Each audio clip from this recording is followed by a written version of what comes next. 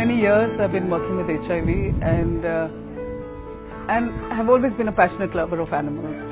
My whole family has been. And I used to always wonder, what can I do for them? What can I do for them? I used to see them suffering and my heart would just bleed every time. And so I started actually volunteering at a shelter and was aghast at the quality of care there. And then I felt that if I really want to do something, I might as well just do it. And that's how All Creatures Great and Small came into existence. When I set up All Creatures, it started off with dogs. So I moved 55 dogs from that shelter into ours. Very quickly, because we're in a rural area, larger animals started coming, and then we kind of grew organically. So, okay, the stables had to be built because suddenly these cows and buffaloes came, and horses came, and donkeys came. The kind of animals that come to us are animals who are in distress and have no one to take care of. So they are animals who have been abandoned. Many of them are pets who have been abandoned and can't manage on the street.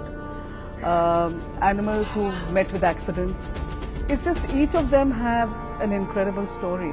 It's like that blind horse of ours, Bulbul. Two groups that breed horses and look after, they use horses for various things like shadis. They got into a fight, and one group, to get at another group, gouged out the eyes of Bulbul. So when she came to us, she was so scared of human beings. She was in the stable. She would not allow anyone. We would just go put her food in, and she would go crazy when anyone entered the stable.